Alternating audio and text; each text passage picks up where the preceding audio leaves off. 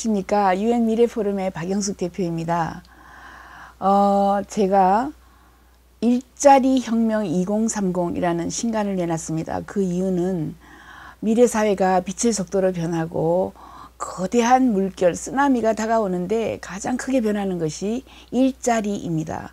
그리고 이번 정부도 일자리 대통령, 일자리에 관한 여러 가지 직책들이 나오는 것은 국민들에게 가장 필요한 것이 새로운 일자리입니다. 그러나 일자리는 사라집니다.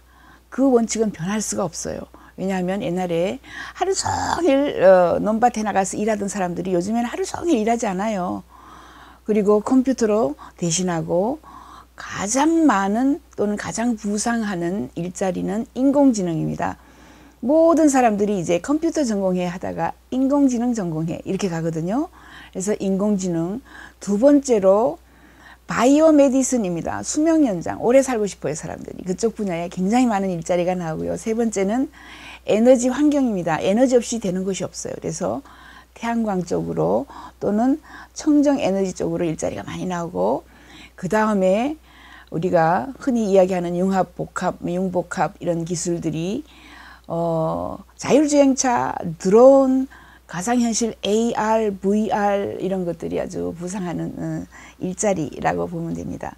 그 중에서 인공지능은 60년의 역사를 가졌습니다. 우리나라는 작년에 겨우 이제 투자를 했지만 다른 나라, 제가 영국 정부 20년 근무하고 보면은 1960년대부터 투자가 시작되어서 영국 정부에 제가 들어간 80년대에 굉장히 많은 투자를 했고요. 그래서 그 결실이 이제 나오는 겁니다. 60년 연구해서 우리나라는 굉장히 뒤졌다.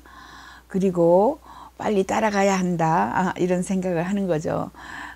인공지능 혁명 2030, 제가 벤 고르첼 일반 인공지능 협회장하고 또 책을 썼습니다. 거기에 보면 인공지능이 쉽다, 이제 점점 더 쉬워진다. 처음 컴퓨터 나왔을 때 너무 어려웠어요. 그러나 요즘에 핸드폰, 누구든지 컴퓨터 다 써요. 그게 핸드폰입니다. 핸드폰 못 쓴 사람이 없어요. 이런 정도로 인공지능도 핸드폰 속으로 들어오고 있어요. 굉장히 쉬워지고요. 인공지능에는 주로 두 가지 내지 세 가지 AI 분야가 있습니다. 네로 AI 해서 좁은 AI 또는 약 인공지능은 한 가지만 하는 거예요. 알파고 한 가지만 해요. 걔는 고라는 게 영어로 바둑입니다. 바둑밖에 몰라요. 걔는 사람들이 와서 또는 차가 와서 나를 치어 죽이는 줄도 몰라요. 왜냐하면 걔는 고만 하도록 설치가 되어 있기 때문에. 그러나 이제 사람처럼 바람이 부는구나, 쟤가 나를 사랑해, 좋아해, 싫어해, 또 서로 대화를 하면서 점점 더 많은 지식을 얻어서 축적하는 이런 일반 인공지능 또는 인공 일반지능이 AGI입니다. Artificial General Intelligence. 이 분야로 확 넘어가고요. 이 분야는 벤 고르첼이 1등합니다. 그 분야에서 협회장을 하고 있으며, 특히 로봇을 만들어서 지금 화면에 나오는 로봇 62가지 표정을 짓는 이런 소피아, 여자죠. 아까 본 남자는 한, 이런 로봇들이 나와서 저의 표정을 보고 내 오늘 기분이 어떤지도 알고 내가 뭘 시키면 대답도 하고 대화를 주고받는, 노래도 하고요. 모든 지식을 다 가지고 있죠. 제 머리가 3기가이면 얘는 수십억 기가까지 계속 늘릴 수 있어요. 확장할 수 있는 거죠. 이렇게 우리나라에서도 흔히 알고 있는 카이스트가 몸체를 만들고 위에 있는 머리, 뇌를 만든 사람들이 바로 벤 고르첼 팀입니다. 그 팀이 지금 다양한 것들을 많이 만들고 있어요. 62가지 표정을 만드는 이 소피아를 각 나라에 이제 팔 수 있는 정도까지 가고요. 작년에 제가 TV조선 글로벌 리더스 포럼에서 이 벤 고르첼이 로봇 한을 데리고 왔습니다. 한을 데리고 와서 가령 국회의원이 물어봅니다. 앞으로 정치인의 미래는 어떻게 됩니까? 이렇게 물었더니 정치인은 필요가 없습니다. 국회도 필요 없을 수 있습니다. 삼권 분립이 필요 없습니다. 왜냐하면 이제 인공지능이 나와서 삼권 분립 없이도 굉장히 공평하고 공정하고 아주 분석적으로 정확하게 편견 없이 다 국민을 위해서 일할 수 있는 이런 시스템이 됐어요. 그래서 국회를 이 사람들은 중간 상인이다. 왜 우리가 중간 상인을 거쳐가지고 가느냐.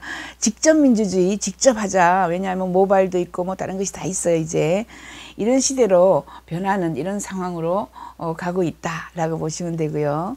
이 인공지능은 62가지 표정을 짓지만 앞으로 점점 더 발전하여서 내로 AI 한 가지만 하는 고만 하는 내로 AI가 아닌 제너럴 인텔리전스로 아티피셜 제너럴 인텔리전스로 인간처럼 느끼는 이런 분야로 지금 넘어가고 있습니다.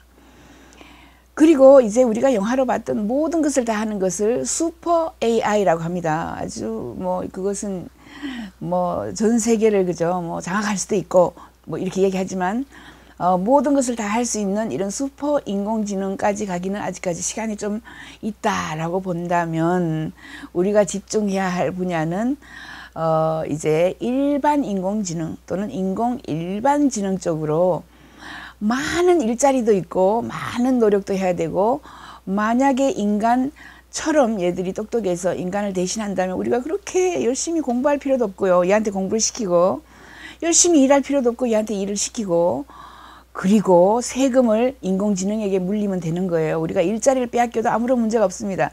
일자리를 가져간 사람에게 우리는 인간은 더 높은 위치에서 세금을 매기고 일을 시키는 주인공이 되는 거죠. 우리가 앞으로 그렇게 해서 이미 뭐 사람 같은 인형들 또는 뭐 이 인공지능들이 많이 나와 있는데 비싸요. 지금 현재 뭐 몇 억씩 하고 그죠. 하지만 이제 굉장히 작은 AI들이 나와가지고 작은 조그만 이런 로봇들이 나와서 30만 원대로 노우미 로봇도 나왔어요. 그래서 할머니가 할아버지가 돌아가시는데 외롭죠. 그러면 그 도우미가 할아버지 흉내를 냅니다. 할아버지 목소리를 내고요. 할아버지처럼 대화를 나누어주고 약 드세요. 이러고 몇 시간마다 약을 갖다 주기도 하고 이런 도우미 로봇들이 우리에게 급격하게 다가오고 있습니다. 이런 시대에 결국 우리가 일반지능을 가지고 할 수 있는 것은 화면에서도 나오다시피 국회도 혹은 대통령도 나중에는 인공지능으로 대체될 수도 있다 이렇게 생각할 수 있겠죠. 대체라기보다는 사실상 보좌해주는 이런 역할들을 할 수가 있습니다. 그게 로봇 오바마를 합쳐가지고 로바마 프로젝트가 떴습니다. 오바마 대통령 시절에 미국에 있는 그 정책연구원에서 저희하고 연구를 시작해서 로바마를 만드는데 이 로바마를 한국에서도 만들고 싶은 것이 제 욕심이죠. 예산만 있으면 얼마든지 만들 수 있습니다. 예산도 많이 들지도 않아요. 그 인공지능이 우선 한글을 읽게 한글을 배워줘야 되고 그죠. 한국에 있는 모든 뉴스를 다 읽습니다. 한국에서 나오는 모든 소셜미디어, 즉 뭐 페이스북이니 인스타그램이니 트위터에 있는 모든 대한민국 사람들이 치는 모든 것을 다 읽어요. 그렇게 되면 이제 우리가 여론조사할 때 전화 여론조사를 하면은 3,000명 맥시멈으로 여론조사를 합니다. 부족하죠. 우리나라가 5천만 명인데 이게 매일처럼 신문을 읽고 방송을 듣고 그다음에 인스타그램, 트위터, 페이스북을 다 읽어서 다 축적을 해서 1년 동안 대한민국 사람들이 무슨 말을 하는 것을 얘가 인공지능이 다 알아요. 그러면 정말 365일 5천만 명과 이제 여론조사를 하는 거죠. 무료로 하는 겁니다. 무료로. 이런 식으로 된다면 국민이 무엇을 원하는지 가장 잘 아는 것이 바로 로바마죠. 거기에 로바마 안에다가 뭘 집어넣냐면 법을 우리나라에 있는 모든 법조항을 다 집어넣어요. 모든 규제, 규율 전부 다 얘한테 외우게 합니다.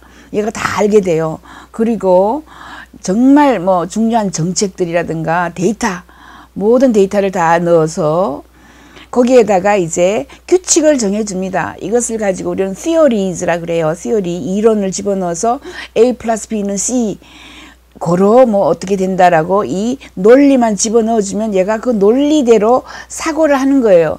그래서 이런 인풋을 하고 이 로바마에다가 이제 준비가 되면 로바마에다가 이렇게 얘기하는 거죠. 우리가 예산이 지금 13조 원이 있는데 이것을 고령 인구에게 가장 행복할 수 있도록 어떻게 예산을 책정하는 것이 좋은 방법인가? 라고 딱 물으면 얘가 국회의원들 3년 걸려요. 1년 걸려요. 막 싸워요. 인간이 뭐 알고 있는 게 3기가밖에 안 되는데 얘는 30억 기가를 가지고 있는 뇌를 돌려요. 그래서 국회의원들이 1년 할 것을 하루 만에 모든 결정을 다 내린다. 가장 국민들이 원하는 정책 그리고 가장 국민들이 원하는 예산 책정을 해줍니다. 예산 배분을 해주고요. 그래서 앞으로 국회의원들이 뭐 싸우고 쌈박질하고 그죠? 우리 국민들의 예산을 가지고 가서 우리가 원하는 것대로 쓰는지 전혀 몰라요. 그 사람들이 원하는 대로 쓰겠죠. 아무튼 이런 것을 우리는 이제 우리가 100% 신뢰할 수 있는 로봇에게 맡길 수 있습니다. 로봇은 자기 자식이 있어서 자식을 먹여 살려야 하나, 집을 사야 하나, 아니면 제가 밥을 먹어야 하나, 옷을 입어야 하나, 없어요. 부정부패할 이유가 없습니다. 그래서 앞으로 인간은 점점 더 로봇에게 처음에는 보좌 역할을 주다가 점점 의존하게 되죠. 우리 핸드폰 없이 지금 아무것도 못하듯이 의존하게 되면은 가장 정확하고 편견 없는 이런 의사결정을 하게 될 것 같습니다. 그래서 우리는 앞으로 국회나 대통령이나 여러 가지 문제, 이번에 뭐 국정농단 이런 뭐 문제가 필요 없는 세상에 살게 될 수도 있을 것 같습니다. 박영숙이었습니다.